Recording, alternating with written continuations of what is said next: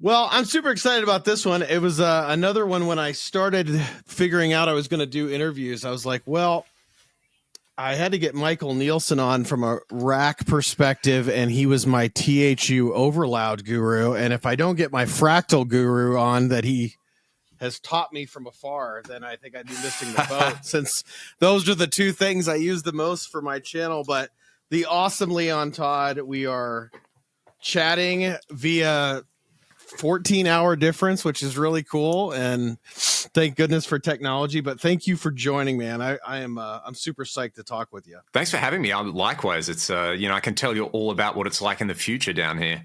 I am. Tell me about Thursday. What's coming for me? Oh wait, okay. He's like, I've heard that joke so many times. Don't repeat it. And I never get sick of it, so I'm fine with it. Before I hit record, I told him that I had guitar envy because he had so many in the background, and all of mine are way over there. So next time hopefully there's a second time, and then I'm going to put a bunch right in this region, and then we'll go back and forth. But here's what I'm most psyched about is one of the things I'm doing in terms of picking who I'm interviewing has a lot to do with, obviously the kind of the music scene that I grew up in, being 6-7 years old in the late 80s when I picked up a guitar and this was all happening. But what I find equally as fascinating is the younger generation, being yourself and others that seemingly have grabbed onto that era. And not that you haven't grabbed onto other eras, but I'm so interested to see the next generation of guitarists, and even those coming after you and I, that are really grabbing onto this type of music. And so it's also nice to have someone like yourself giving me fractal lessons, because you know what tone I'm trying to look for. I'm not trying to find a 59 bassman tone. I'm trying to find something very specific. So that's been a huge help. But let's go back to the beginning. How did Leon Todd pick up a guitar for the first time? How did that happen? Oh, it's just pure nepotism, So my dad plays guitars and did a lot more building. He still tinkers around with guitars. But, yeah, he was, similarly addicted to guitars and music. And he originally was born in Yugoslavia and moved to Australia in the late 60s, maybe 69, I want to say. So he was 12 years old or something like that, and you had everything that was happening there. And, yeah, sort of through his teens, he fell in love with the guitar and with music. And basically up until I was about maybe 3 or 4 years old, he was still kind of gigging. My uncle, so my mum's brother, is a bass player as well. So kind of those two are the real formative influences in my life when it comes to playing music, because they were just the dudes who had guitars all the time. And there's videos of me when I'm 3 years old stomping around, with a little toy guitar he's made, making wah-wah noises and, sort of saying, yeah, man, like, we got to start a band. All we need is a bass player. And, basically just being an enthusiastic child. But of course, the last thing I wanted to do was play music. I wanted to be a pro skateboarder and a professional, footy player and all these kind of things that you do as a kid in Australia, because while, sport is like a religion in America, but also you can play music, and there's all these other avenues if you're not good at sport. In Australia, there's not being good at sport is not an option. You just have to do it. It's such a non-negotiable thing. So the idea that, you want to play music? Well, what else do you do? And it's the classic question, If you tell someone in the US or Europe that you're a musician, they go, cool.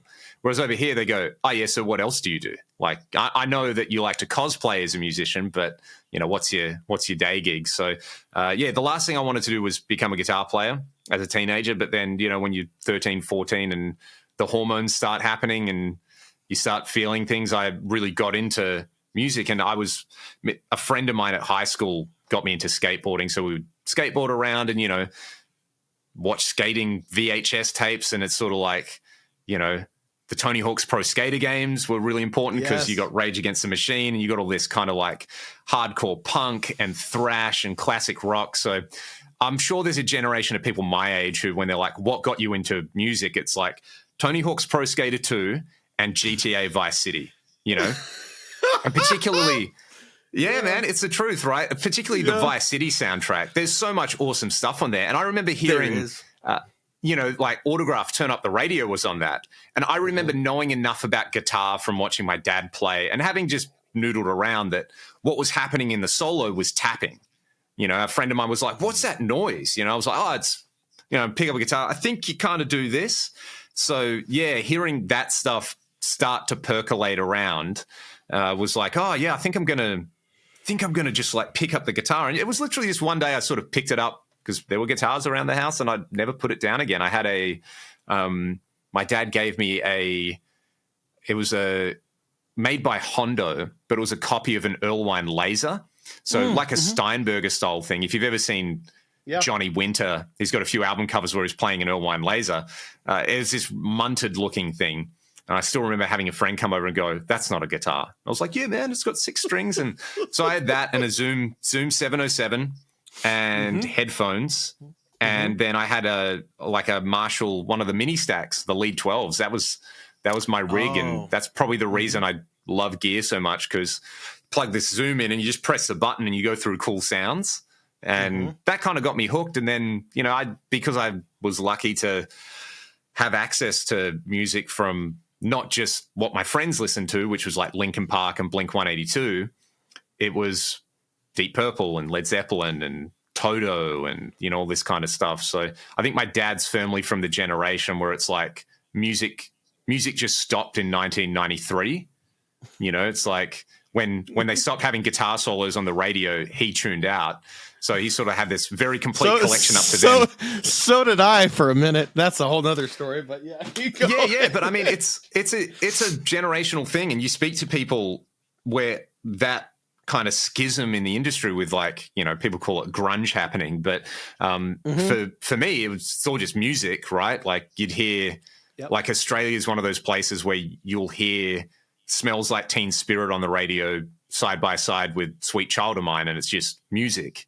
You know, it's not hair metal versus grunge or, but for me, it was still, I liked all this stuff that had cool guitar in it, but it was very much the era of guitar media being, you know, I don't even know how to play an A chord, bro. And that's awesome. You know, shred is dead. So there was that. And people forget about the 2000s, how like toxic guitar magazines were, where it's like, if you want to actually play guitar, what's wrong with you? I have, it was so funny, and I don't know what podcast, because I by the way, I enjoy your podcast as well. But like, oh, awesome. I was listening to it, and now, granted, I'm older than you, and in the 2000s, I was starting in the career world, and guitar had to take a small back seat while I figured my life out. But so I wasn't as versus the stack of 80s and 90s guitar magazines that I have. I wasn't as in tune maybe with what was happening in the guitar world. And it was so funny you mentioned that, because I had that written down as something I wanted to ask you.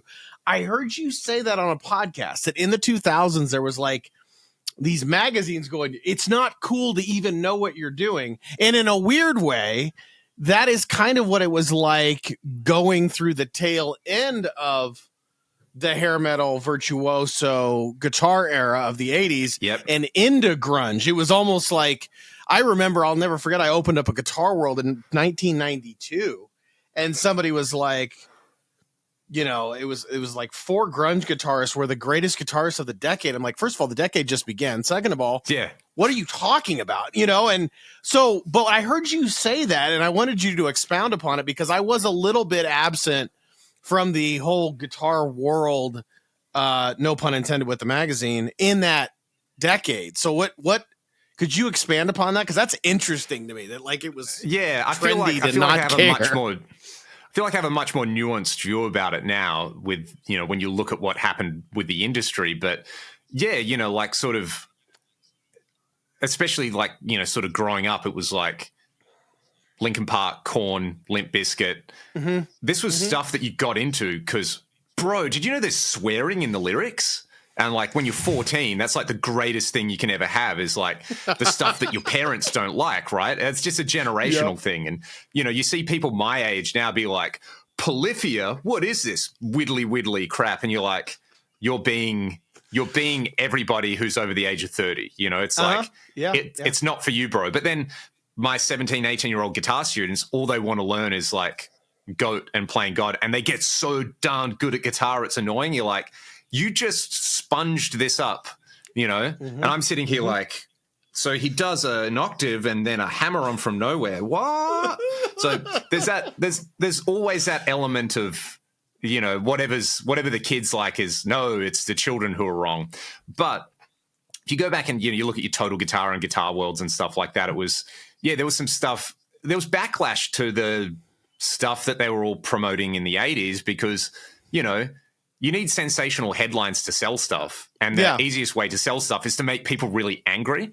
So if you've like cultivated an audience where Joe Satriani and Steve Vai are the guitar gods, and also they're writing articles for your magazine about learn the modes, learn to tap, learn legato, and then you've got a new generation of music that's popular. It's like, well, hey, like, what are these people interested in? And I think it's probably largely, if you look at like when new genres kind of break and you look at the original punk thing, right? The backlash towards dinosaur rock, it kind of fizzled out pretty quickly because you can just join a band and play power chords, but eventually you kind of get good at playing in a band. So if you like listen to the Clash, early Clash and then later Clash, it's like they just get better at being a band. And that's like new wave to me, is like it's a bunch of punk dudes who didn't realize they were practicing and they just kind of got good, but they came out with interesting stuff. It wasn't just rehashed. It wasn't just loud blues. It was coming from somewhere else, and there's these influences. So it's like late 70s, you have this stuff percolating around, and then it kind of dies down. But to me, the early 90s and the grunge thing is like, it's just what happens with every generation of music. It's like, let's reconnect with the fact that like punk shouldn't be polite and it should be angry. And that is something that you didn't have with, you know, the prevailing winds in popular music. And I think a lot of people forget that it's like popular music wasn't just hair metal. No, you know, not like in the fact, late, it's that's if you didn't live through it, it's funny in that. And my channel is a little bit. It was one of the more interesting times. I heard they interviewed Michael Landau one time, and they were like, "Why do you think there were so many pop songs that had really raucous, high gain guitar solos?" And he was like, I've never really, here's a guy who played on 1,000 records, that's a lot of which that style, and said, I don't know. That's an interesting thing. I think he goes, maybe they were just trying to be cool. But you're right in that there wasn't, if you listen to the radio, then it depends on what station you were listening to. It also depended on, what time of the day you were listening, because you had a lot of soft rock stuff happening at night, only at night. You had a little bit more up tempo. But I grew up in Dallas during that time, being born in the early 80s and living through the 80s. It was like, I remember there was a hard rock station that shifted over to more of a all rock station when grunge happened. But up until that point, that was really the only place you could get hair metal. So yeah, I think there's always revisionist history on what was popular among mainstream. Yeah. And, there's the great filter of time where it's, if you're a kid coming up now and you go, well, what was happening in the 90s? Wow. Why doesn't everybody, why are like dudes of a certain age who don't like Nirvana? Like when they're clearly such a great band, and you forget about all the clones, and radio just would have pivoted to like, this is it. This is the thing that we're doing. So, and we don't have that anymore because we can listen to whatever we want, YouTube, Spotify, and you just, it's kind of like being in the 60s or 70s again, where, just go to the record store and buy some singles and albums and play them on my hi-fi and I can do whatever I want. It's like that 80s, 90s thing, I think we'll see as an exception to the rule, where like FM radio was the ascendant tastemaker, and it's not really anymore. But so for me, I didn't have access to a lot of that music. That was like the stuff that your mates' older brothers listened to, like the guys who were already like, they had the Gatorade bottles with hoses sticking out of them and the weird smells coming out of their rooms, and they were 18 or 19 and they listened to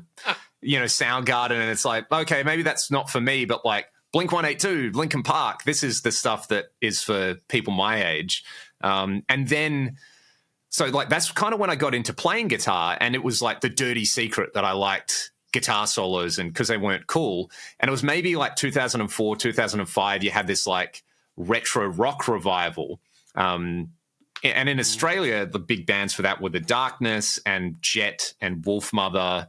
Wolfmother had that song on the iPod commercials, so they kind of broke globally. And it was this sort of thing where it was like, the 70s was really cool again. You had the Strokes, who were sort of more like alternative poppy. Like it was, I mean, again, the late 90s, you can see that influence of like, you got the punk thing in the early 90s, but then it's like they went back to the 60s. And you look at culture at the time, it's like the Austin Powers movies were super popular, and it's this revisionist view of what the 60s was like. Everyone was just this like absolute drug-addled horn dog.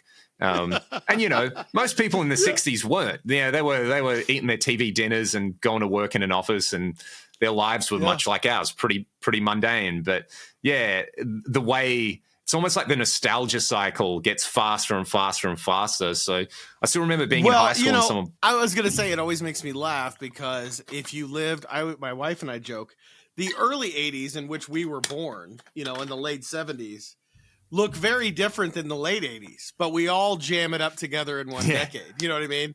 To me, 1991 couldn't be more different than 1998. Like, very, very different. I mean, whether it was culture, fashion, you name it, music.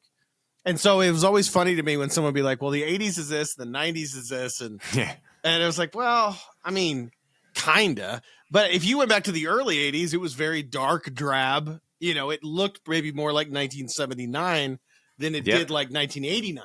And so I think we also love to have a cool, crisp line. Like the 80s is over and this was the 90s. And people forget that 1990, 1991 looked a heck of a lot more like 1987 than it did from a music perspective than it did 1990. Yeah. So, yeah. And my joke is that it's like, you can tell by the jeans everyone is wearing. Like, how the bands in 1985, like, were wearing custom spandex pants. And then in 1988, they were wearing tight black jeans. But then in 1990, everyone was wearing, like, acid wash denim and cowboy boots. And, like, they were, so there's this overlay with all the stuff we like of, American culture, I think.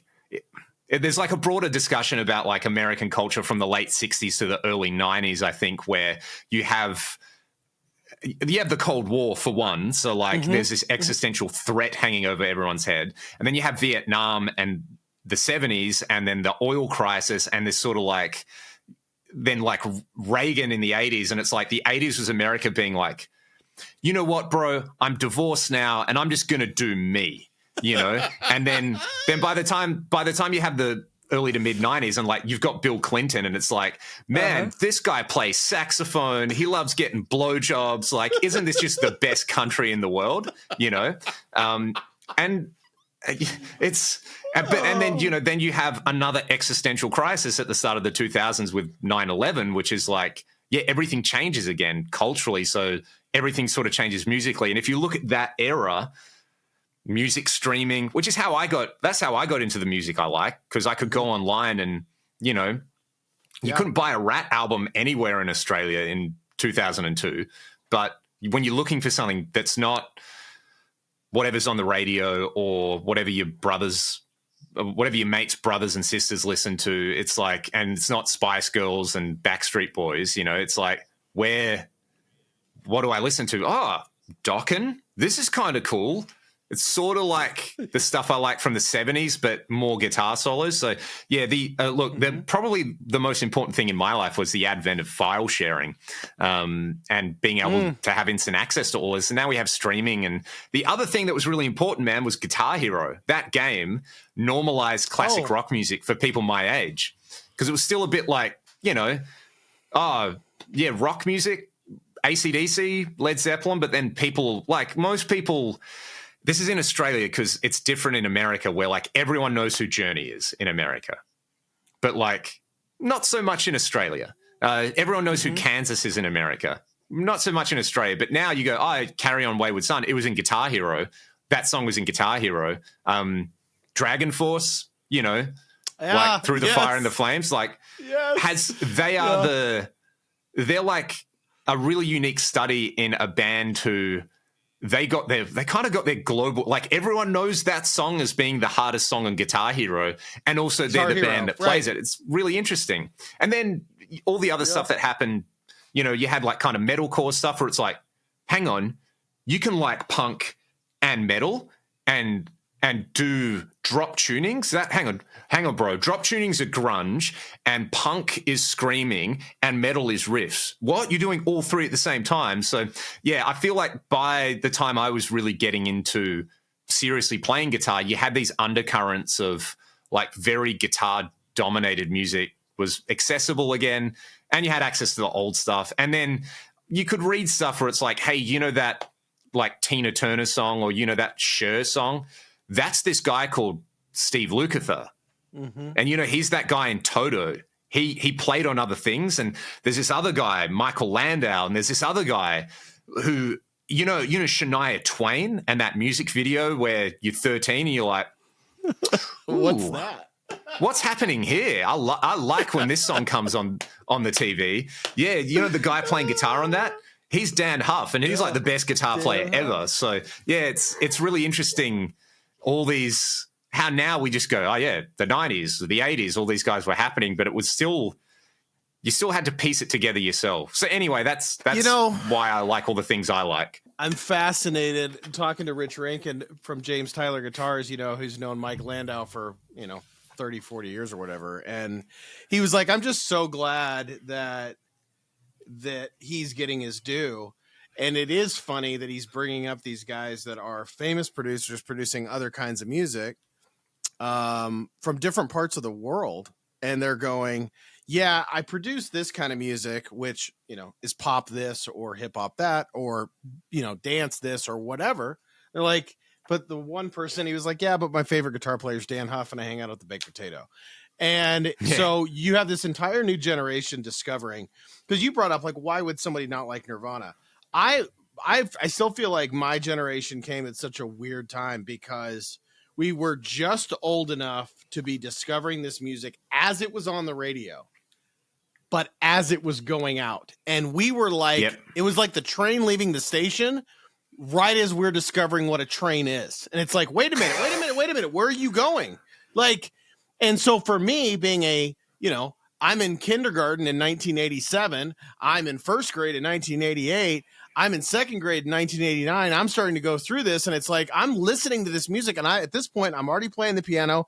I picked up a guitar, and I'm like, this is great. By the time I get to 1992, and they're like, no, we're not doing this anymore. I'm like, look, I have 3 decades of music that I am still discovering and learning about, and I don't have streaming, and there is no internet. So for me, it's like when that went off the radio, it was like this huge loss for me because I'm like, it wasn't. I mean, I will say this, Nirvana is not my style of music, but I truly did appreciate what they were doing.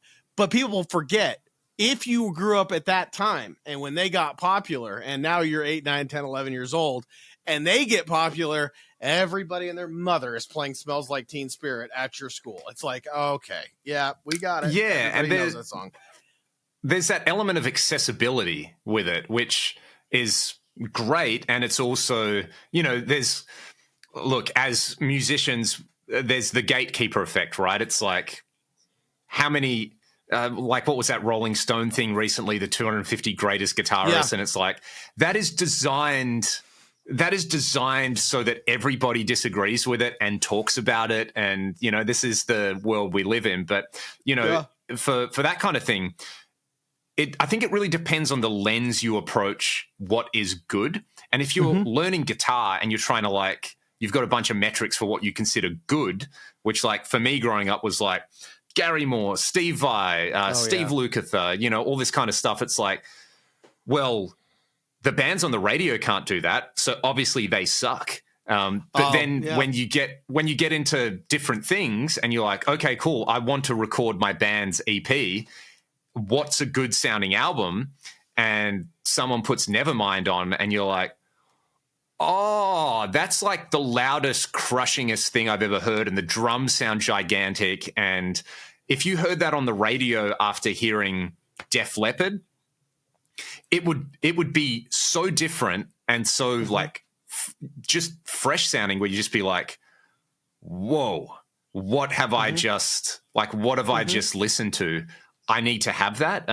And so for me, it was kind of cool being able to go full circle. And I was just a little bit too young to appreciate when all that stuff was happening.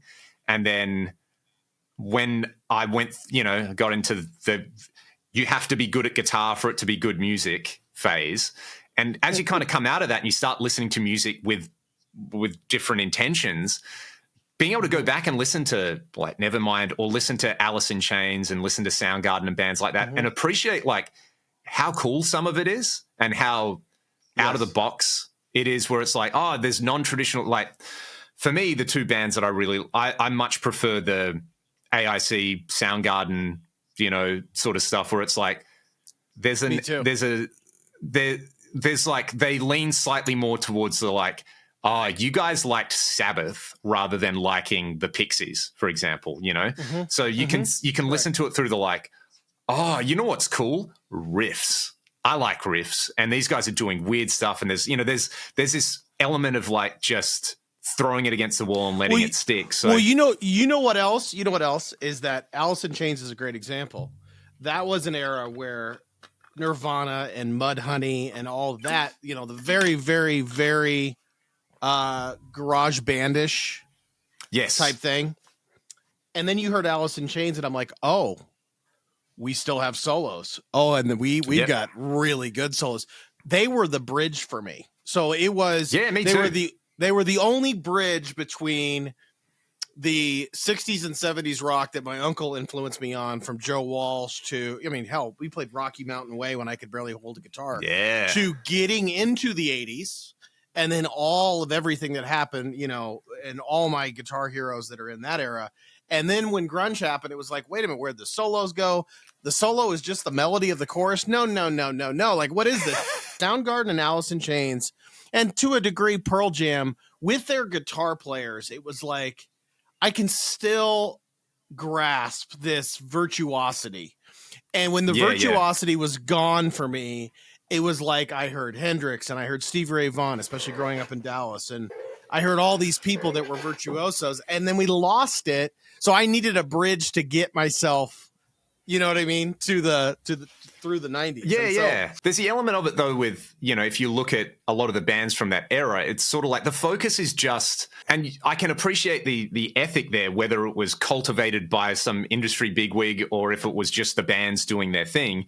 To me, it's kind of irrelevant. It's like, yeah, we're going to write songs and we're going to be real. We're going to be honest. And it's not going to be about like how many chicks we can fit in our limousine. It's going to be about the fact that like, dude, like I'm depressed and my life kind of sucks sometimes, which you didn't really have in music up to that point. So there's that honesty in there. And it's taken me a long time to like appreciate that. And it's like, okay, cool. It's not about like virtuosic guitar playing, which is something I really love, but I also just like good songs. And Same. There's like any era of music, there's some absolute trash, but there's some really good stuff. But I got really lucky. My uncle got turned on to King's X, like when they were sort of coming out. So, the ultimate cult band that brings all of these things together. They're like at the center of this universe of like, you can be a good player, you can have songs, you can have cool sounds, you can have an attitude, and obviously they never really got the mainstream attention they deserve. But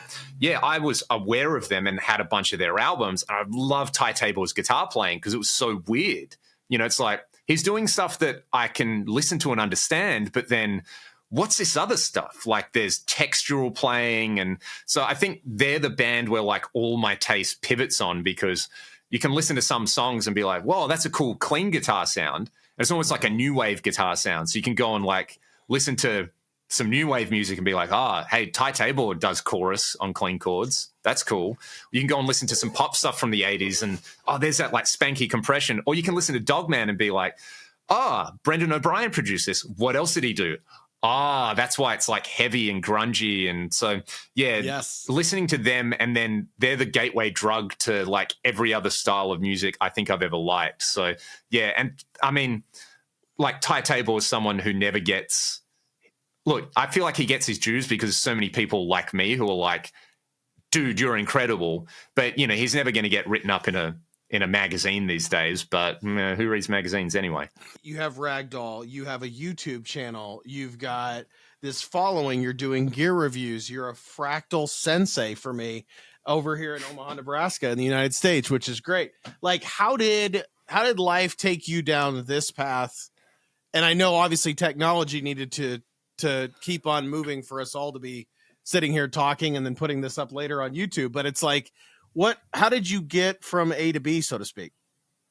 So you know, like I was saying, we kind of left the story when I was about 15 and I discovered docking.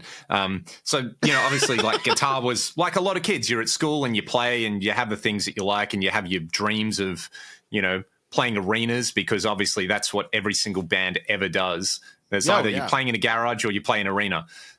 So I went to university here and studied science and maths and was still playing. And that's when I met our drummer, Cam, who I still play with, and a few other guys who were also, you know, you're at university and you're walking around and you see the guys. You've got long hair and a headband on. We need to have a talk about what instrument you play. You know, you're a member of the tribe, so to speak. You spot each other immediately. It's like, I know what's going on here. Yeah.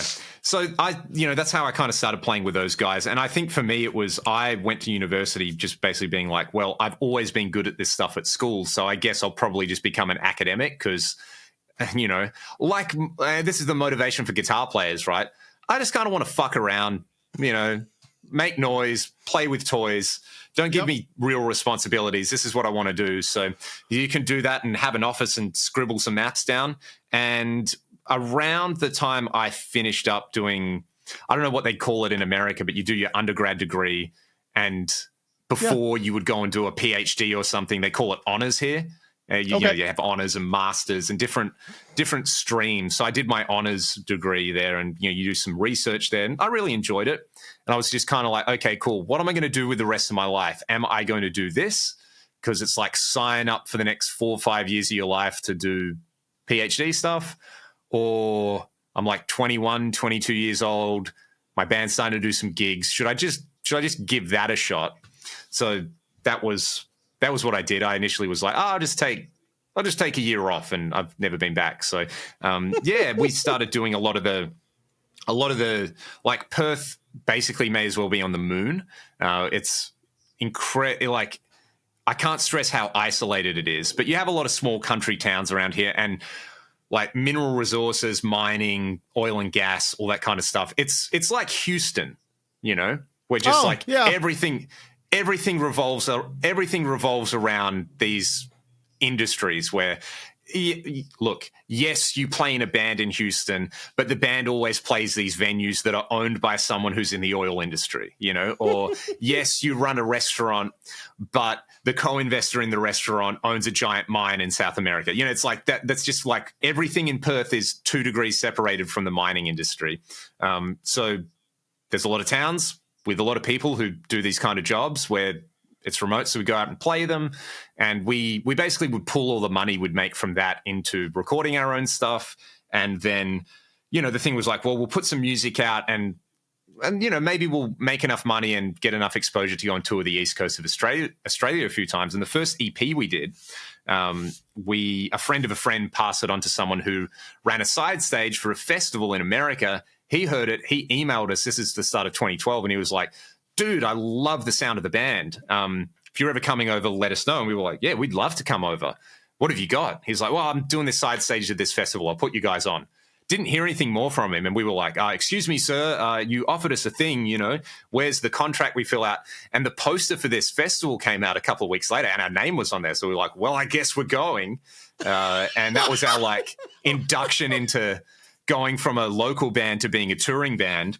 We went over in 2012, and we did a couple of weeks and did a few shows, and you know, it was awesome. Like going to the middle of Oklahoma and playing a festival in the middle of summer was like the ultimate.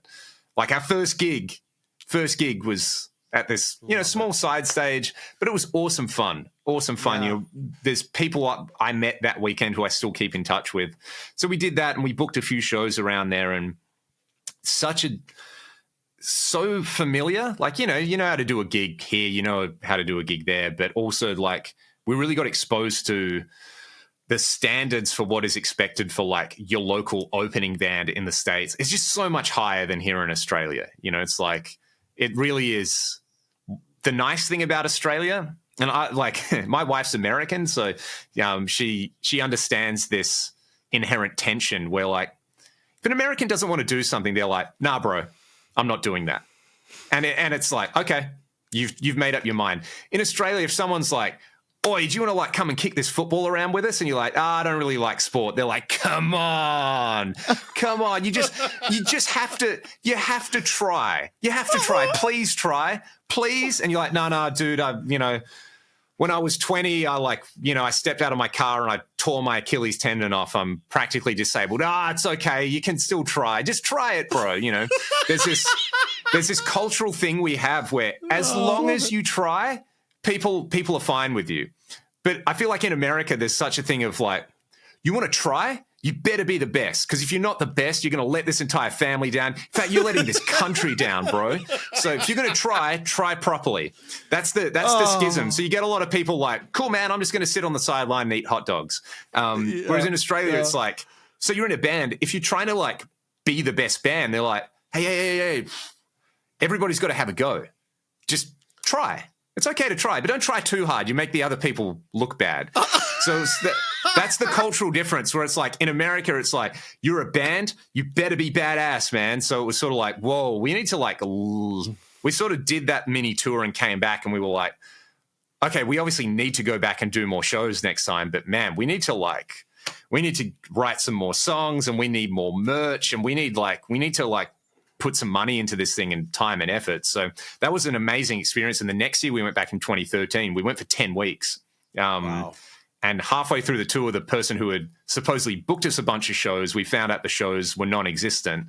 And that was another great learning experience for me because I learned the art of cold calling music venues and being like, hey, we're a band from Australia who just had all our shows cancelled. Do you have anything on like a Monday or a Tuesday night? And they're like, you can play for free if you want. And it's like, we'll do that. Where is it?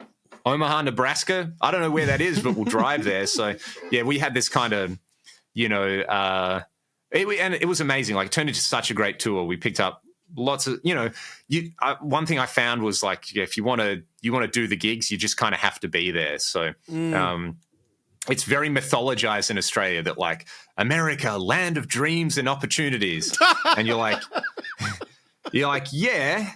Sorry, did I laugh too hard there? Sorry. Yeah. Well, you know how it is. Yeah.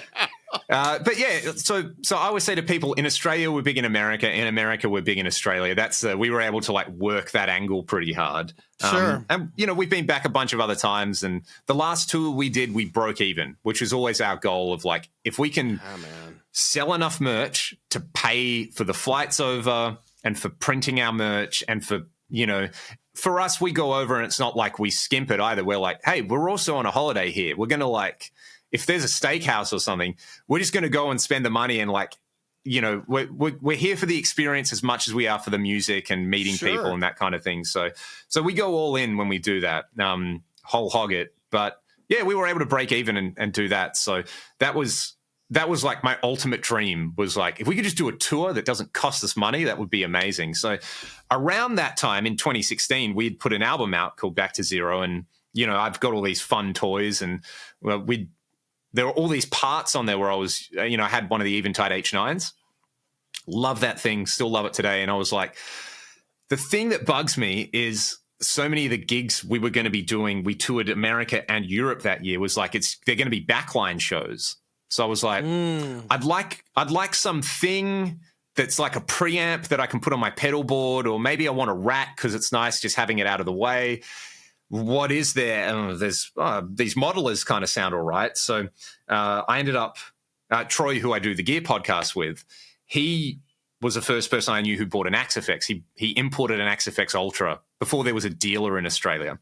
And then he sold it to a buddy of mine, Ryan, who's in a really great prog metal band here called Chaos Divine. And Ryan bought an AX8. He was like, oh, I'm selling my Ultra. And I was like, I'm buying it. because I've heard they're good. What I'll do is I'll just use it as a preamp for the gigs where the rig sucks. And I think I bought it in like March of that year, and we were going over to the States in May.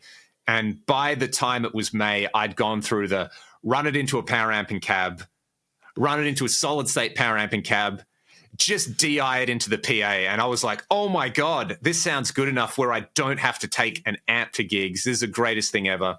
So yeah, we played all over the shop with that, and yeah, used the Ultra. And then at the end of that year, I bought an AX8, and I was like, oh, there's a few people on YouTube I watch where they just take screen caps and they talk about how they dial in sounds. Yeah. I can do this. So if you go way back on my channel, you can find these terrible things where it's like, everybody, this is how you dial in. Yeah, like loudest, there's no volume matching or leveling. And so, yeah, I had enough people who were like, oh, thanks, that was good information. Hey, you might want to like actually level out your vocals and guitar. I'll be like, okay, noted. I'll do that on the next video. So yeah, it was that intersection of like, I had cool new stuff and I had a bit of time and I could make videos and people watch them. It was probably a good time to be getting on YouTube. It was like, just that was my thing, tutorials. And then I own so much gear that it's like, well, okay, my goal is going to be I'm going to demo every piece of gear that I own.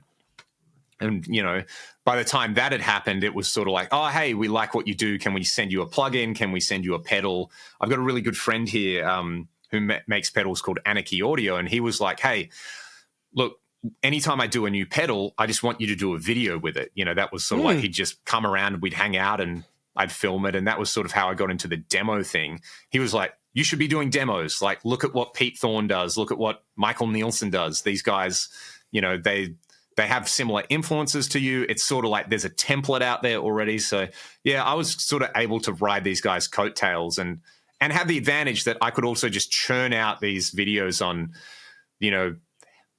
there's 6 billion amps and effects in the Axe FX. I can do a video every other day and it's like content. So, yeah, now it's at the level where it's like, okay, I actually have to think about how I'm going to schedule things, and companies have product releases, so it's like you can't just get a new thing and put a video out with it. You have to time it, and yeah, now I am the Guitar Magazine basically. So it's what a time to be alive. Oh well, I think I could speak for a lot of people that you have been. Because I told this to Michael Nielsen when I started doing this channel. I had to figure out, I had 35, 40 years of gear, that I had or had not played or hadn't done with. And, of course, I sold all the rack stuff in 1996 when no one wanted it. But it was funny because I told Michael this, and I told Rich Rankin this. I told John McCurry this. I mean, I think I've told every single person I've interviewed this, that it is funny that for a long time, growing up as a kid, especially in that era, when I did hear a Dan Huff solo on a Michael W. Smith song, you had pitch shift and you had, this compression, and obviously it was sustaining to high hell. And, and then obviously it was mastered. And so there's so much to it. But I remember it's like, that was the other part I'm like, well, I can do the grunge thing. I just plug into this practice amp and it sounds the same. But how do I get that sound? And that's when the rack stuff started, where I started grabbing them because I was like, oh, okay, now I'm getting closer. And then about that time I sold it and I came back and I had just mountains of pedals. I never could find the sound again. And it became this game of just buying pedals and buying pedals and buying. This is pre-modelers. And you're trying to locate that sound. And so funny that we've come full circle, because I didn't have a Bradshaw switching system, but I had one of the ones that a buddy of mine who was an engineer built that I could switch between certain things kind of in the late 90s. But I said, isn't it funny that when I showed that to somebody during that time period, they're like, what is this? Like, get a pedal board, get a fuzz pedal and call it a day. You know what I mean? And now I sit and I look down at like the FC12 on a Fractal, and it's very oddly similar with a much higher quality, but obviously in better technology, but it's similar in terms of the aesthetic and the way it looked then.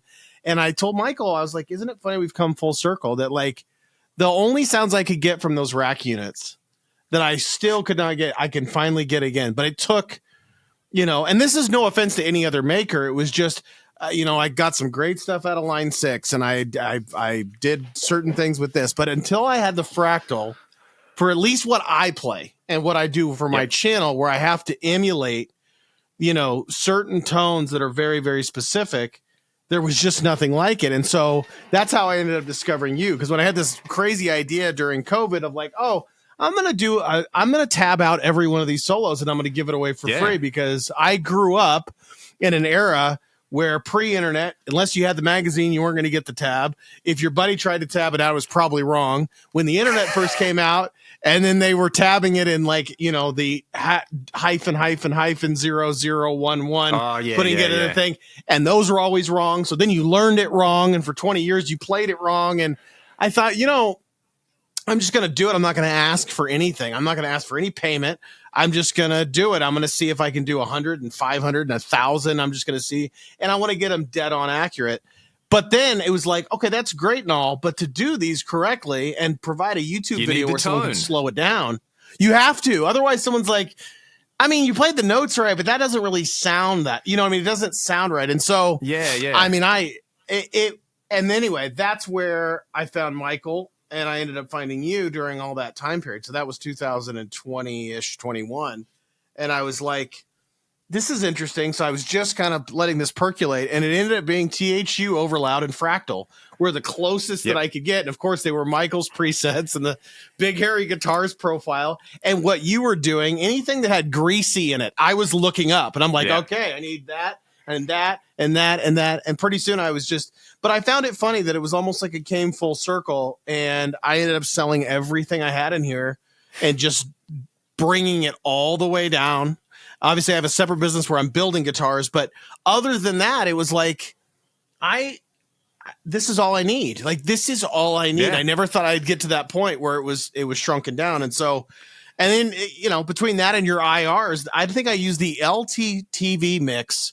It's like, you know what I call it? It's like if you're doing a science experiment in school, and it's like, I need like the basic value. I need the thing I know is good, and then I'll test everything else. So I don't build anything with an IR and Fractal that doesn't start with Leon Todd's TV mix. If that sounds good, so awesome, then I'll mess with something else. So I joke that it's become, it's the backline cab for like a lot of people. Like, okay, cool. You get to the venue with your head and you plonk it down. Does the backline cab sound all right? Cool. This thing will work. It's like the in-house, de facto in-house thing. So, and that's amazing. And same thing. That was like, well, I've got this cabinet that I like the sound of. I'll dick around and make some IRs, and they were literally test shots. Like, just put the mic where I think it'll sound good. Yeah, that sounds fine. Move on, and made a few mixes. And it's really awesome for me being able to. It's a thing where if I didn't share that, I'm going to get so many people being like, my rig doesn't sound the same. So it's like, here's the cab, here's the backline cab that everything's going to be filtered through. Have it, put it in, get an idea for the differences between how I play and how you play in our guitars. But these things are going to be fixed, and then you can tweak around it. So it's interesting for me. What I found was, having this old rack stuff, anytime I do a video on it, it was like all these people came out of the woodwork and they were like, thank you for saying this. Thank you for demoing this thing. And it was like, there's obviously a lot of people who have used this stuff before. There's generations of people who are familiar with this. And it's like having that realization that like the way I'm passionate about pitch detune is equally as valid as the way someone is passionate about like fuzz pedals or flanger pedals or Boss distortion pedals. It's just the only difference is in the 90s, in the 80s, the person who was passionate about that, who happened to work for one of these like taste-making things like a guitar magazine, they were the only person anyone listened to. Now you can listen to everybody's voice, and there's been this like relaxation of, that's what you like? That's cool. I can see that you're really passionate about it. This is what I like, and I'm really passionate about that. It's not a competition of like, nah, dude, chorus sucks. Like, you can only do this. It's sort of like, I really like this ecosystem of, if you chat to Nielsen, like he'll tell you how much he loves like scuzzy fuzz tones and roots rock stuff. But, most of the people who watch him are like, come on, dude, turn the Eventide on, which is fine, But what I've learned is like, there's a lot of YouTube channels that I watch where it's like, there's a few channels who kind of specialize in like the shoegaze stuff, like My Bloody Valentine and Slow Dive. I love those bands, and I'll watch these videos and be like, man, it's so interesting seeing the way someone constructs these sounds where it's like, here's 4 cheap Boss pedals run in the total opposite order you would run them in a Bradshaw rig, but it just gives you this different, really, really cool sound. It's like, oh, okay, you run the reverb before the distortion. That's literally something I don't really like the sound of if I want to play a Mike Landau solo or a Lukather thing. But if you're playing like shoegaze, that's the sound. That's like the hack. So I love learning about these things. And, you know, if it's, you know, a Landau solo on a Michael Bolton song, you're like, oh, yeah, that is Landau. Listen to it. I've heard this song 100 times and I never would have realized. And then you listen to it, you're like, dude, listen to the delay that's on there. I wonder what delay he's using, you know? So having the fractals like a sandbox where you're like, you read on the internet and you're like, oh, he tracked it at this studio and they had a 2290. Great. I don't have to like spend a bunch of money on trying to get a 2290. That is bring what up the 2290 delay. That is what it is. And it was funny as I grabbed, you know, I think aside from your IRs, I think your blocks in itself were really helpful for me, because same thing with Michael's presets in THU and Overloud was, it doesn't mean that I won't, because everybody's, you know, our ears are different, our monitors different, we're recording in a different environment, but it was so nice for me because I came from the school of thought of, I don't have access to all this, so I have to just play. So for me, as much as I love to tinker, I know I've got to get out X amount of solos this week, and I can't sit there and go, let's tweak this one delay mix down from 39% to 30% and see if I like it better. Like, I don't have time to do that. So when you guys did that, it was like giving me this foundation of a house. And it was like, now I can tweak it from there, and I don't have to start from scratch. You know what I always found interesting was, like, you know, when you read the credits for a Michael Jackson album or something, and you're like, wow, look at all these amazing session musicians. And then there's like, you'll have an amazing keyboard player on there, but they're not credited with playing keys. They're credited with programming. I was always like, what's programming? And it's literally, you know, the DX7 era of synthesizers being, anyone who thinks a modern modeler is hard to use needs to just like spend time programming a DX7 or something, because that you need a degree in that, right? But literally it was like, we need this sound and we need it now.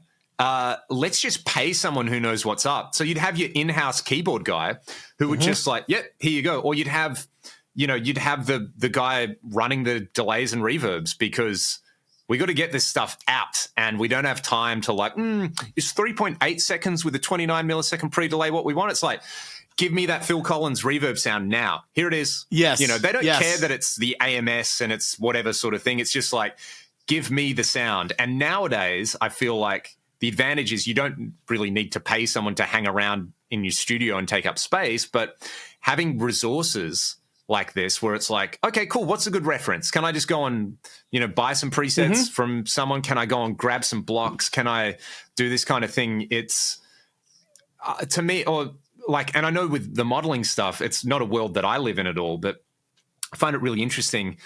And I didn't get it until I went to the States, where it's like, if you want to play music in a lot of places, kind of the only place you can go and actually play music is church. So, and the churches have big rigs and it has to be scalable. So it's like, all right, if you're going into your church on a Sunday to play in the worship band and you're working a full-time job, you don't have time to be like, well, what's that thing the Edge does that goes da-da-da-da-da-da-da? I just want to go and find a preset online, which is like edgy delays, and I want to load it into my unit and show up to church and play the songs, which is kind of like I'm recording a thing which is like an 80s pop thing. Well, I'm not going to sit here with my client who's like, oh, I want synthwave. Can we do that? Yes. I'm going to bring up like the synthwave presets in like Yuhi. I'm just going to like dial up an 80s clean preset on the guitar like this. Yep, that's the vibe, you know. So as you know, when you're recording and especially when you're working with other people, the minutia does not matter. Like the minutia matters when you're here on your own and you have the time to like marinate in your own juices. But if it's a thing of like the amount of stuff that I've recorded where it's like, okay, it's got to be like a moderately driven gain sound, and you just bring up the Fractal AC20 and put like a memory man in front of it, and you're just like this, that's it, that's the sound. Play the guitar part next. Yes, it needs to sound like a Marshall. Bring up the Atomica. Yep, that works. You know, so it's and that's how to bring it back around to, you know, I guess the theme of this is like that's how those dudes worked. Was like the reason Luke and Landau had these big rigs with multiple preamps was like, that's the rock crunch, that's the clean, that's the searing solo, that's the delay you have on your rhythm sound, that's the delay you have on your lead sound, that's the chorus that everyone loves. You know, it's like you just need all these elements in there so that when you walk into a session, I find I don't know if you watch Tom Bukovac's all the channel. time. Yeah, like all the time. You know, it's so cool that he's a dude who, like, you know, he's on everything. But the way the videos where he's working, where it's just sort of like him and Tim Pierce have a video, and I watched that and I was like, this is really, really cool to see because, and, you know, I'm not saying I'm Tom Bukovac, but it's like, especially Troy, who I do the podcast with, he does a lot of producing and we've worked together a lot, you know, recording ragdoll stuff. And it just reminded me of the way we kind of work, where it'll be like, he's like, give me the most disgusting fuzz you have. And then I'm like, cool, I think I have a toy that can do that, like this or like this.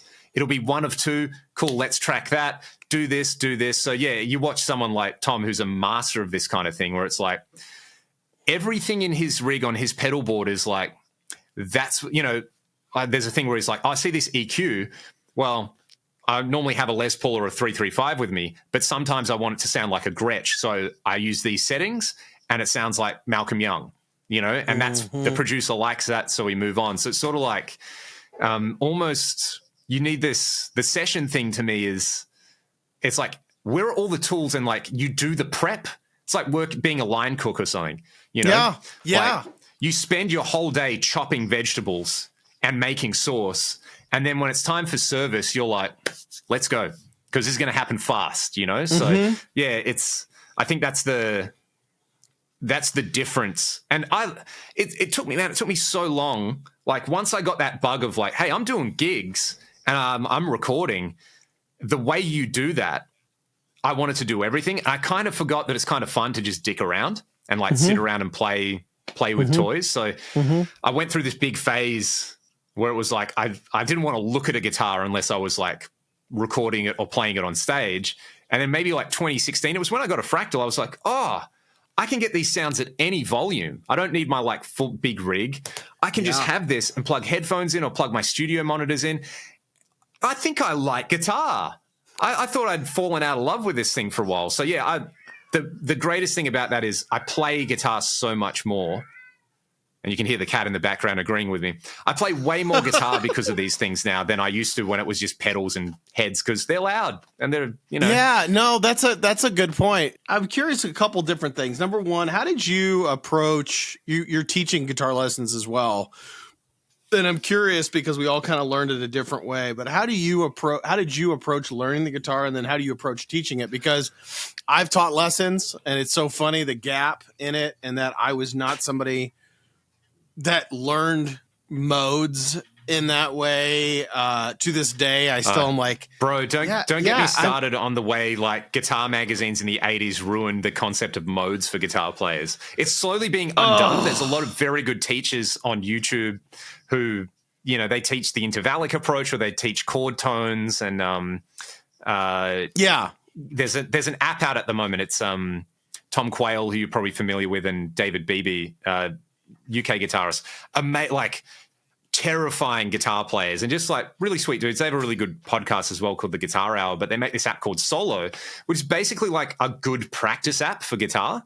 You know, you get it on your device and you're like, it's like, cool, we're going to teach you like, you go and you're like, oh, do you want to do root notes and thirds or thirds and fifths? And you pick a key and it like guides you through this thing rather than like, C Ionian, is D Dorian, is E Phrygian, go, you're the greatest guitar player now, which I get is like, it's a communication gap and the subtleties matter, but I still go through that where people like come from, and there'll be really good advanced players. I really like, for me now, I got started just teaching the kids down the road who are a few years younger than me. I was probably 15, make a little bit of easier than mowing lawns, basically, to make some money.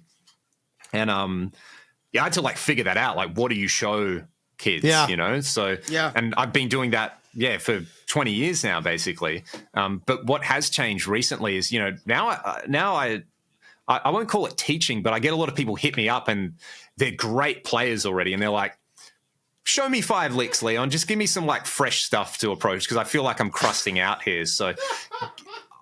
But it's such a great approach, where it's like I have to. It is. If you ever feel like your playing's getting like moldy or something, find your favorite player on the internet and like write to them on Instagram and just pay whatever it costs for like a 30-minute or a 60-minute lesson. Like, if you like Andy Wood's playing, just hit up Andy Wood online and be like, dude, I will pay you whatever for 30 minutes of your time.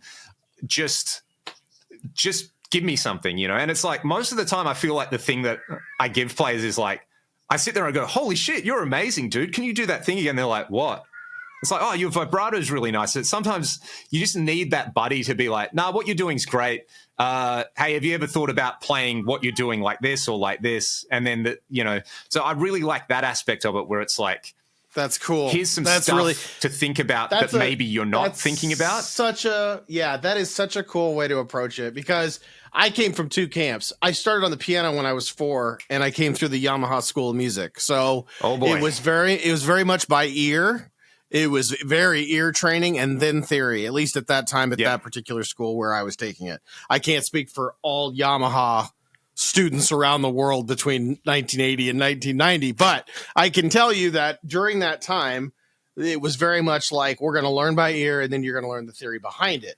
Because guitar is not laid out in front of you that way, and because there are so many differences, it was much easier for me to take the ear training from that and think about theory with black and white keys on a keyboard. Yes. Translate that to the guitar, where it's easy to, what I call with students, I'm like, it's easy to cheat because everything's a repeatable pattern. You don't have to know the theory to repeat the pentatonic scale. You don't have to know the theory to repeat this shape of a major scale, et cetera, et cetera. So I said, if I could do it all over again, I would have done it a little bit in reverse, meaning I would have had to reteach myself the why behind what I was playing after I had already learned it, because I'm learning a Mark Diglio solo from XYZ and not really understanding that Mark has such a heavy blues influence. However, there is all sorts of interesting little passing notes that he fits in there that I could say fit in here and that fit in here, that fit in here. And I didn't know the why. I just know it was a Mark Diglio riff, or I didn't know the why it was a, it was a this riff. And so it was like, I am always interested to hear how teachers are teaching it today, because I have my way of teaching it now where I feel like I'm going back in time, and I have others that are like, you maybe have learned a good way, and that was okay. And so, yeah. And look, I'll preface this by saying that rock music, metal, all this kind of stuff, it is derived from the blues, which is a non-European music tradition. It's really, really important. And there's more people talking about that fact. So trying to... I feel like sometimes the tonal music approach to rock music is really informative, because there's a lot of stuff about, pop song structures that are like easily understandable. But there's definitely an element of like, oh, that's all it is? It must be easy. It's like, no, this is like a living, breathing tradition. And,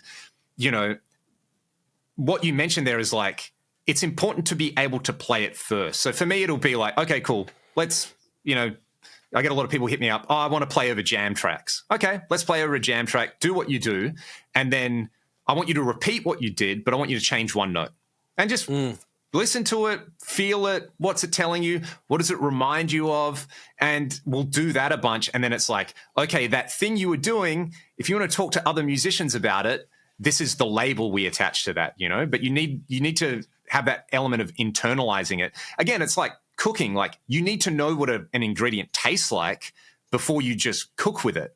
And you sort of have to understand how it fits into the big picture. But the sort of like cultural thing to me with like rock guitar, and again, this was the thing in like the 80s with the virtuoso thing. It probably went away from it, but it's like the majority of us learn bits and pieces of vocabulary from other players, and it's like contextualized as well. So it's like you learn the Stairway to Heaven solo, right? And you're like, cool, Jimmy Page does this lick.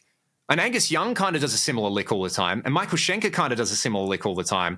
But they're all in sort of like different bands, and they all have their own spin on it. So it's like finding the core, like where's the DNA coming from here? And that's really important, and being like, yeah, hey, when you learn this George Lynch lick, there's all these George Lynch-isms in it, right? So learn the George Lynch-isms, and then we can look at it through that like tonal music perspective and be like, see that weird note? You know what note that is? Yeah, it's the tritone, right? Which is the blue note. Now, a blues player would use it like this, and Tony Iommi would use it like this. But the thing that makes George Lynch sound like George Lynch is he's doing this kind of thing in there. So, yeah, and there's always an inherent tension with like freedom and chaos and structure, I think, and there is sometimes learning theory feels like the structure just crushes the chaotic element of it. Yes. And sometimes trying to get a handle on the chaos without having the theory aspect of it can just be pure chaos, So well, and I don't even mean to get off on this tangent, because I do have a couple more for you on gear, but it's like, I think Tim Pierce did a really good video that I showed a student once, and it was called The Modes That Matter. And what I loved about it was, I think there was a group of people that were like, okay, I have to know Phrygian because it's a mode and I need to know all the modes. And I think Tim's point was like, are you ever really going to use, depending on what you're playing, are you going to use that at all? So are you just learning it to say you know it? Yeah. Or are you learning it to apply it? And I think, too, that is what got a lot of guitar players to just put the guitar down, because they're like, okay, I'm learning this, but when am I ever going to use it? It's not in a style of music that I like, so it's really not technically applicable. So am I just learning it so I can become an encyclopedia and rattle it back to somebody? And then, And so I'm with you. I think that's another part of it when it comes to things like the modes or certain theories that may be really, really intricate in jazz playing, but it's not going to be really, really intricate in, say, R&B or rock or country or anything. I guess the saying blues-based, is like music theory. A lot of what we consider music theory is really it's an attempt to codify common practice. Yeah. So I was listening to a history podcast not long ago where they were talking about like just people moving around in prehistory and, early Iron Age or something. They're talking about blacksmithing. And they're like, look, if you were a blacksmith, you learn how to be a blacksmith, and you could walk into a forge anywhere. You could 1,000 miles away, totally different country, not speak the language, not understand the other cultural norms. But if you walked into a forge and you started working, all the other blacksmiths would know you're either a legit blacksmith or not. And that's every style of music. Like, if you can play jazz and you understand the common practice and the sort of the language, you don't have to be able to speak, like, you don't all have to speak English. You can just sit in with a jazz band and start playing. And if you know how to play jazz, then you play with them and you start playing. Same as like rock music. It's like, there's whether you're Australian or American or Greek or Ukrainian or Japanese, if you've listened to enough Dokken, and you start playing over a Dokken song, people go, yeah, he knows what's up, or you've listened to enough Led Zeppelin. It's like, yeah, you get the common practice, and the rest of it is kind of gravy. It's like, well, I want to understand maybe a little more of the why, and just saying, well, it's the Dorian mode does a disservice to the fact that it's like, okay, when you listen to David Gilmour listened to lots of music too. There's also that thing of there's a mentoring aspect of teaching where it's like, my favorite thing is like, a kid comes in who loves the latest metal band and you're like, okay, so you've heard of Metallica and Megadeth? And they're like, yeah. It's like, how many songs can you play by them? And they're like, oh, none. Okay, this week, go and learn Seek and Destroy for me. Just learn one of the easy ones for me, because you can play like a Jason Richardson song. Just go and learn the rhythm. Go and learn James's part. And then next week, they come in and like, do you learn Seek and Destroy? Yeah, it's actually kind of cool. All right, I want you to go and learn a Sabbath song next, you know? And then they're like, whoa, yeah, that was cool. And then it's like, I want you to learn a Cream song next. Now I want you to go and like learn Freddie King. It's like all this insane thing is you're getting back to like, again, it's an oral tradition, sort of. It's a passed on thing. So I think once you understand that thread, and once you understand the like explaining common practice thread, once you understand like the hits, you know, there's gear history as well, which is, you know, it's one of these things is like what was around, you know.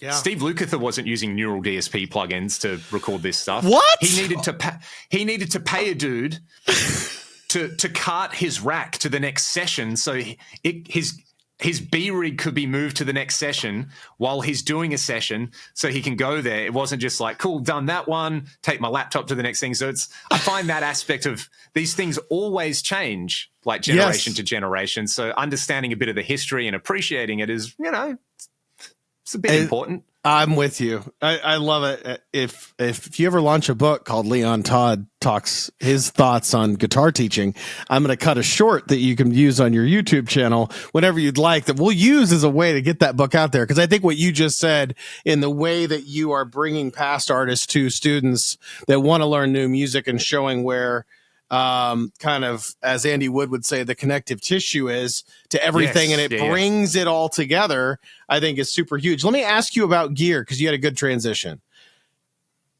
Obviously, you have a great relationship with Fractal, but you were saying they didn't even have a dealer where you were. How did Fractal, somewhat like the concert festival guy, just call you one day and go, who are you and why are you such a huge fan of our products? Because I love because I love the way Fractal operates. I actually love the fact that it, like when I ordered mine, it came from them and it was boxed by them.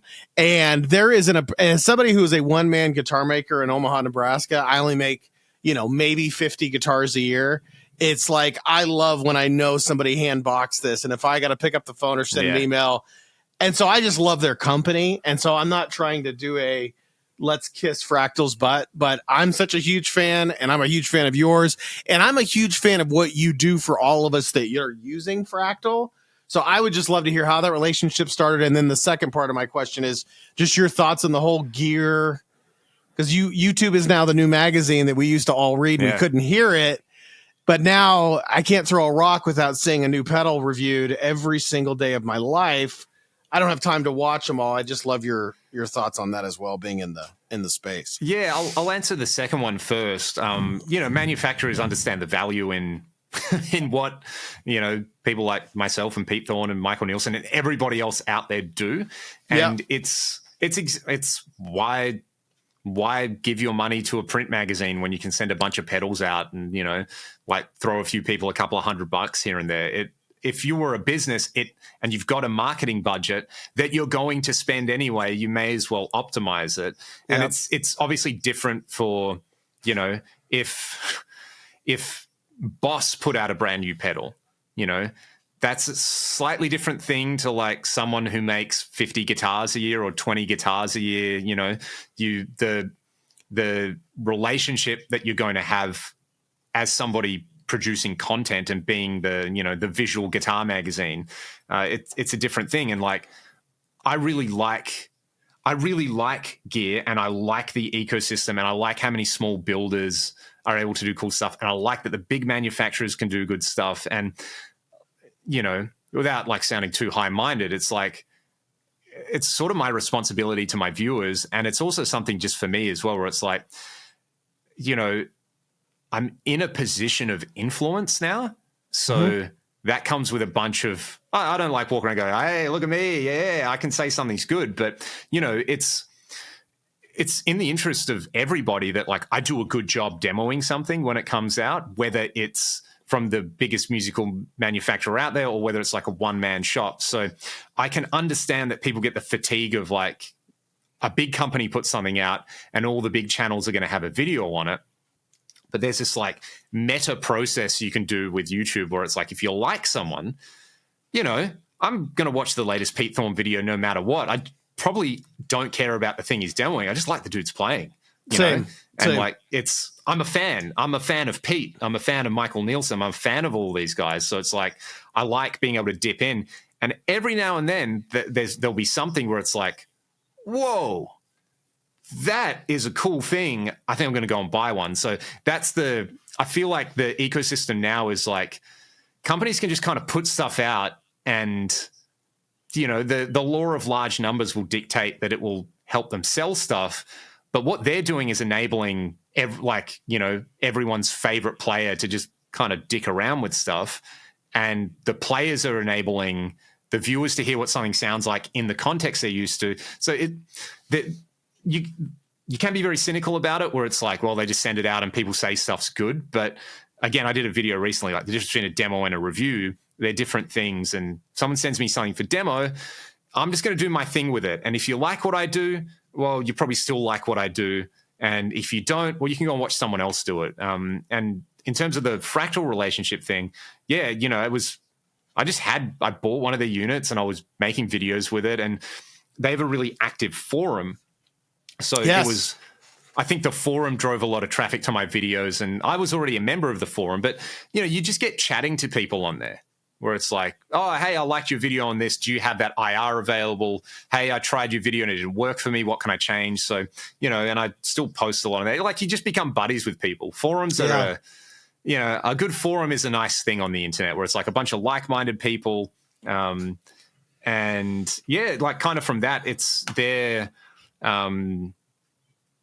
basically they're like number two guy, Matt, who's an amazing guitar player, amazing sound designer, like just one of those people. Like, I'm so grateful to have them in my life. Like, we kind of became buddies. And the last time I was in the States, they did an Axe Fest thing in Boston. So I went over to that and I stayed with Matt for a few days, and, you know, basically we just hung out and stayed with his family. And, you know, it's like we've got that relationship there where it's like they really are a family company, and they are a lot smaller than a lot of people would probably realize. Like, you know, it's not many people running that ship. It's a handful of engineers and a handful of people in the warehouse and a bunch of people doing a lot of work. So, yeah, I mean, like, and full disclosure here as well, like, I'm a beta tester for what was, I would say, a beta tester. So, you know, I'm someone who breaks stuff, basically, before it goes out to everybody. But they do a bunch of cool stuff on their forum where it's like, you know, a new amp gets modded. It's like, hey, here's a public beta release. See if there's anything busted in it. It's not an official release, so maybe don't gig it and then come and complain if something's broken. But they do have that ecosystem with their customers where they don't pay to play, basically. You know, they don't send out. You will notice, like, the big channels that don't feature their stuff, because you basically never see demos for their stuff where it's like, oh, here's a new Fractal thing that just came out. And, you know, you'll see a bunch of the testers like myself do it because we've been testing the units, you know. But, yeah, they don't do that thing because they sell direct to their customers, and they've got this kind of rabid fan base. It's, you know, whether you see it as like a cult-like following or a sort of devoted following, it's like, I don't know, they've just been in the game long enough and they've done it their way long enough where, you know, they are, hey, it's kind of the American dream, right? Like, it's an American business started by, you know, an American entrepreneur who employs Americans, and their headquarters are in America, and most of what they sell is to the American domestic market. It's a kind of a cool success story where there's no like, now, well, look, I also don't know this, but I'm fairly certain they're still just owned by, you know, there's no like venture capital involved or anything like that, like you see with so many businesses. And they didn't try to scale up too soon where like they got their soul ripped out. So you see this with a bunch of other smaller companies, like, you know, in the pedal world, look at JHS, you know, like, people really like Josh just because he also really likes gear, and he's a clever businessman where it's like, you know, he's employing a bunch of people in, where is he, like in Kansas City or? Yeah, he's like 3 hours from me. Yeah. Yep. Yeah. Yep. You know, it's like, this is one of the cool things if you're, if you're an economic nationalist, you know, it's these companies are delivering what you want as well. So that's a kind of interesting thing as well, the way that interfaces with like this global economy of you can also buy an amazing mini modeler for $200 that's coming out of, you know, the like special economic zones in China. It's any way you want it, you can kind of have your cake and eat it now. Yeah, that's cool. If I don't ask this question, somebody might get mad. How many guitars do you have, Leon? Have you counted them? Look, there's definitely in excess of 40. I love it. Okay. Yeah. But I mean, there's people would see on the channel, there's like a regular rotation of like 5 or 6 guitars at any one stage, which are functional. So I'm really lucky I have some cool old stuff. Like cool old Fenders and Gibsons and things like that. I went through this phase when I was in my early 20s where I had enough like disposable income and they were cheap enough where I bought a bunch of Hamer guitars because, you know, they were the unobtainium. How many of the early Hamers 90s. do you have? Wait, hold on a second. As a kid, I wanted a Hamer so bad. And I remember I told Rich Rankin this. I said, I'd been dancing around James Tyler guitars my whole life and never have picked one up. But the other one is I have same thing with Hamer. I'd never picked one up. And I'm like, man, I constantly scour Reverb. And I'm thinking I may grab a couple of them one day just to say I did. But that's so cool that you've got Hamers. That tradition of like great American craftsmanship, you know, it's a bit of a... I'm glad we live in a world where like it's not the only thing people think is good and that, you know, people sort of now realize a good guitar is a good guitar. But there's that history and like, you know, especially New England and those kind of parts of the world where it's like the stuff that they're using and the techniques that they're using. It's what people have been making this stuff for a long time now. And, you know, I used to love the old Hamer blog before the American side of the business basically got sold off with Joel Danzig. Where it was like, here's what we're working on today. And the you can probably see I've got a Hamer Standard, that Carina, it's a 58 Explorer copy basically. I bought that guitar in 2008, brand new, and it was like the Aussie dollar was terrible at the time, but they'd ordered at a time when it was good. So I got a great screaming hot deal on it.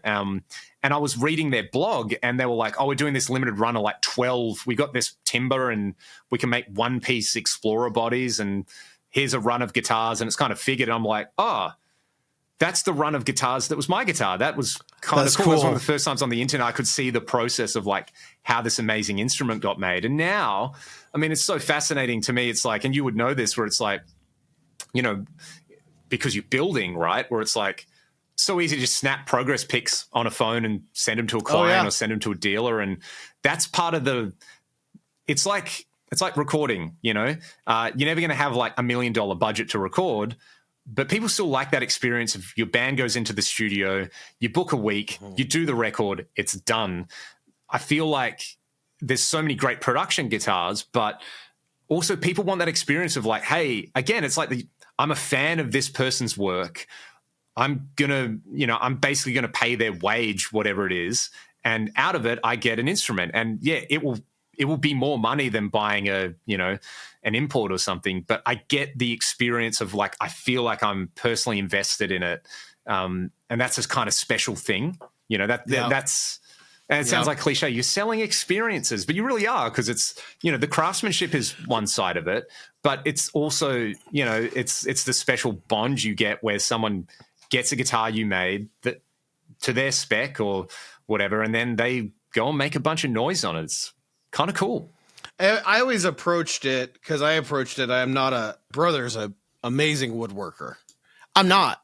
And I never will be, but I have set up and fixed most people's guitars in bands that I've been in. And I was always the Floyd guy. It's like, I cannot get this Floyd to operate properly. I've run out of intonation room. I don't know why this won't go. This won't balance. Oh, this constantly goes out. I've got the B string going out and the clamps don't work on this. And then, and so I would always fix them. And then it was one of those things where it just kind of happened. And it was funny because I've sent my guitars to people where it's like, I build it like a guitar player would build a guitar. and I'm a luthier second. So I'm not going to give you a 10 top like PRS. Like that's not what I'm into. I mean, I love them. I love PRS, but that's not the goal of what I'm trying to do. What I'm trying to do is that you put it in your hand and you go, man, this thing looks like a workhorse and it feels even better. Other than that, it's going to be art because it's meant to be played. It's meant to be whatever, but it's so funny sending it out to people. Because I'll send like a guitar out to, somebody who's two professional musicians in Nashville, one guy in California, somebody in Oregon, and somebody in Dallas. And I'll get 5 different opinions on it. 3 good, 2 bad. And they all could be set up the same way. I made them all in the same month. So what I find that's so interesting about doing this is just, like you said, it is about the experience because guess what? Some people get the guitar and they're just so fascinated. Why did you do it that way? I don't ever see anybody do that. Well, because I wanted to, and I got kind of tired of seeing every maker do an overly glossed headstock. It's like, it's a fascinating thing. I've been humbled and I've been excited more in one 24-month period than ever in my life building guitars. It has been fascinating.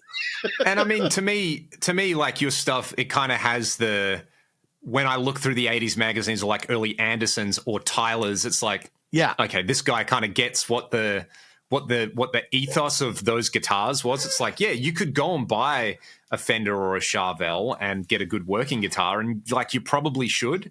But if you've done that and it's not quite scratching the itch, then we're there to provide that thing that you can't get, So, well, I mean, and why try compete with those companies when you can do your own thing and still have it like familiar, but like, no, the way the fretboard's radius or, the way the Floyd's set up or, the fact that I can get these specs that I can't get somewhere else is kind of cool. Yeah. Well, I'll send you your 41st guitar one day. I think it'll actually probably cost me more just to ship it to you than it would just to build the thing. But I'll get it to you somehow, some way, even if I got to fly it over myself. Look, come for a holiday. Yeah, I'll bring it with me on the airplane. Pack the parts in a small box to save on cartage, and then we can hang out and drink some coffee and assemble it together, and I can steal a bunch of setup tricks from you.